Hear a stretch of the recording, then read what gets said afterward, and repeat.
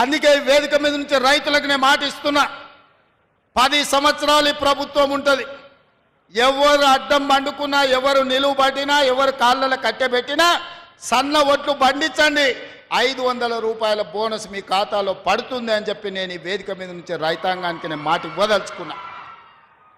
ఏది చేసినా చిత్తశుద్ధితో చేసే బాధ్యత ఈ ప్రభుత్వాన్ని. ఇక మనకు వస్తారు కొంతమంది, వస్తున్నది అసలే సంక్రాంతి పండుగ. సంక్రాంతి పండుగ ముందర గంగిరెద్దులు వస్తాయి, దూడు బసవన్నలు వస్తారు, అమ్మకు దండం పెట్టు, అయ్యకు దండం పెట్టు, ఒంగొంగి దండం పెట్టు అని చెప్తారు. జోలేలో బిచ్చం పడంగానే మళ్ళీ దొరకకుండా పోతారు. ఇవాళ వచ్చేటోళ్ళు కూడా సంక్రాంతి పండుగ ముందలొట్టే దూడు బసవన్న లాంటి సన్నాయిలు ఎన్ని ఊదినా, గంగిరెద్దులను తెచ్చి ఎన్ని దండాలు పెట్టించినా వాళ్ళ లక్ష్యమంతా రేపు వచ్చే సర్పంచ్ ఎన్నికలలో ఓట్లే తప్ప రైతుల కష్టాలు కాదు, రైతులను ఆదుకోవాలన్న ఆలోచన కాదు. ఒక ఆయన ఢిల్లీలో 3వసారి అయిండు, 11వ సంవత్సరం రైతుల ఆదాయం 2 చేస్తా అన్నాడు. రైతు వ్యతిరేక నల్ల చట్టాలు తీసుకొస్తే 16 నెలలు ఢిల్లీ సరిహద్దుల్లో రైతులు యుద్ధం ప్రకటిస్తే 750 మంది చచ్చిపోతే నల్ల చట్టాలు వెనక్కి తీసుకొని ఈ జాతి రైతు జాతికే క్షమాపణ చెప్పిన ఆయన 3వసారి కుర్చీలో కూర్చున్నాడు. 10 ఏళ్ళు ఏలిన ఆయన ఊరేసుకుంటే ఊరేసుకున్న ఆయన, ఫామ్ హౌస్లో వండుకున్న ఆయన ఈరోజు రైతుల గురించి మాట్లాడుతున్నారు. నేను అడుగుతున్న మా యువకుల్ని, మీలో నుంచి వచ్చిన వాడిని నేను, 10 నెలల్లోనే అద్భుతాలు జరుగుతాయా? 10 నెలల్లో చేయని పని ఏదైనా ఉందా? 10 ఏళ్ళు చేసిన ఆయన ఒకటైనా 11వ సంవత్సరం చేస్తున్నాయి ఇంకొక ఆయన.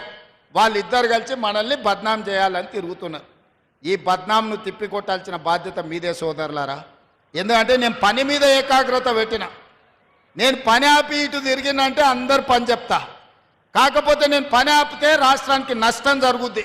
ముఖ్యమంత్రిగా నేను నిర్ణయాలు చేయాలి, అధికారులను సమీక్షించాలి, మంత్రులను సమన్వయం చేసుకోవాలి. ప్రతి శాఖ నిర్ణయాలు తీసుకున్నప్పుడే తెలంగాణ రాష్ట్రానికి 4 కోట్ల ప్రజలకు ప్రయోజనం చేకూరుతుంది.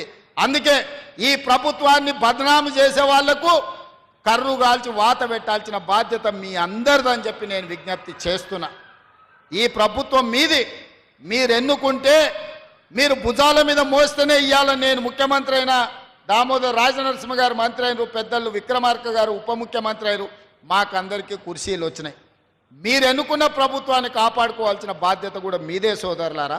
ఈ ప్రభుత్వం మా కష్టంతోనే వచ్చిందని నేను చెప్తలేను. మా తలరాతలు మార్చి మాకు ఇంత పెద్ద బాధ్యత ఇచ్చింది మీరే.